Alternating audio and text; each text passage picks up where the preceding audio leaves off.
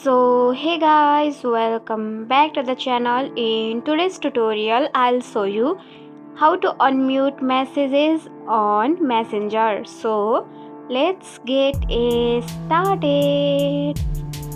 So let's open it.